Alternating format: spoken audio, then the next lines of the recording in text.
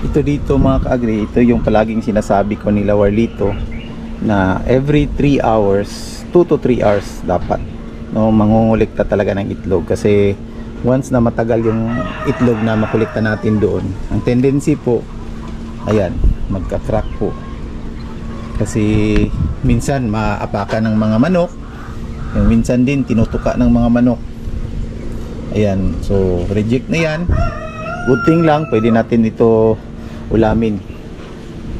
So 2 to 3 hours mga ka-agri dapat nangungulikta tayo ng itlog para ma-maintain din natin yung kalinisan ng itlog, tsaka mataas pa yung fertility sa mga itlog na makukuha natin, kaysa once a day lang tayo mangungulikta.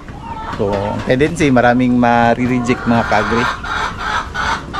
Ayan dito, ayan sila.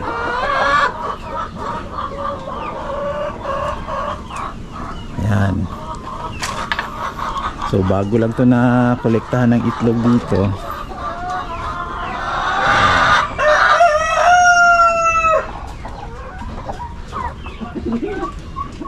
So may primoxil yan.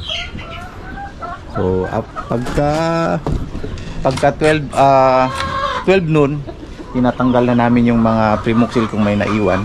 Tapos vitamins na naman, Vitamin Pro.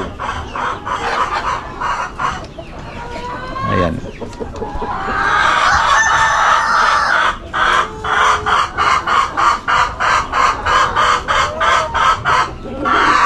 Okay. Ito dito yung mga available natin na mga ready to lay mga ka-agri. So anytime soon, ngayong buwan pwede na itong mangitlog. So sa mga may balak dyan, ayan, PM lang kayo. May mga 30 plus heads na lang yung naiwan. Kunti na lang talaga mga ka-agri, and magpapalaki pa tayo ng mga manok natin para magkaroon tayo ng RTL. Ayan, dito may RTL din dito. Ayan. Okay.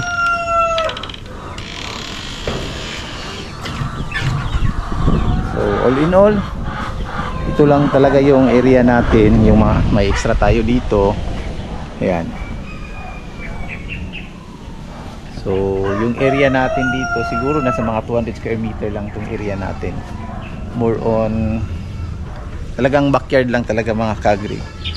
So pwede naman natin ilipat ito pag may area tayo, mag commercial tayo, gawin nating 1,000 plus heads. Pero sa nakikita namin, yung kaya ko lang talaga mga ka-agri is ganito lang muna, karami. Kasi once na marami na, malaki na din yung kapital, dagdag tayo ng mga tao. So trabaho, yung trabaho madagdagan din yung trabaho mga ka-agri. So ito lang yung ano natin, parang backyard lang talaga yung makaya natin sa ngayon. Pero sa demand naman sa market dito sa mga free range chicken, sa nakikita ko mga ka-agri, napakataas talaga yung demand. Pwede talaga i-full swing talaga. Pero yun nga, hindi ko naman ito main na trabaho talaga. So parang ano lang, parang hobby lang din. So kaya ito lang din yung ganito lang din karami yung inalagaan namin. So 2 tao yung nagtatrabaho dito, si Warlito at saka si Jongjong. So yung compensation naman, so far hindi naman lugi, nakakapag-sweldo naman tayo, nakapagbili naman tayo ng feeds saka mga vitamins. So far okay lang, hindi naman lugi talaga mga ka-agri. Lamang lang tayo siguro kasi nagba-vlog tayo, so may mga nakikita talaga tayong at nakukuha tayong mga customers.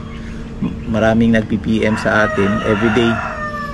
So yun lang, kung magsimula kayo gaya nito mga ka-agri, suriin nyo muna yung target market nyo mga ka-agri, kung sino yung posible o pwede nyong bintahan ng mga produkto nyo. Pero sa poultry industry naman mga ka-agri, hindi naman talaga mahirap talaga ibenta yung mga manok. Diskarte lang talaga and sipag. Ayan. So para sa akin mga ka-agri, pinaka main talaga kung papasok tayo dito, so may palagi kong sinasabi, kinawalito yung talagang force structure na kinakailangan talaga kung papasok tayo dito sa negosyo na to. Ang unang-una po, right genes po. Maganda po talaga dapat yung mga materialis na gagamitin natin. Gaya nito, yung ginamit natin dito, mga dominant CZ, mga parent stocks to. Yung mga nagpo-produce ng itlog, ito yung mga imported natin na mga parent stocks. So, kumbaga, resistant pa talaga sila sa sakit.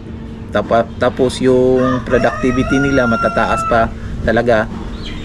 Tapos ang daling lumaki yung mga katawan nila. Tapos yung mga anak nila mga ka-agri, yun yung tinatawag nating F1. So suitable pa para for brown eggs, and sa mga males naman pwedeng pang meat type o inasal type.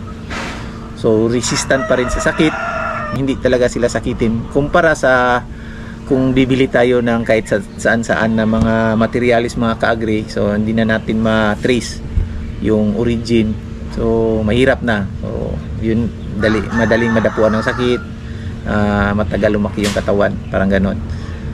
So ayun, right genes, dapat genetically inclined yung mga materialis na ginagamit natin.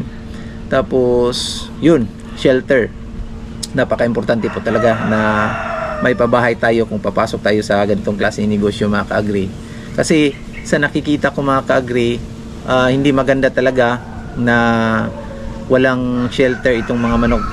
Kung iniisip natin na parang mga native lang, no, na walang shelter, mataas yung chance at talaga na madali silang madapuan ng sakit, madali silang umina yung mga katawan nila pag expose talaga sa sunlight saka sa ulan.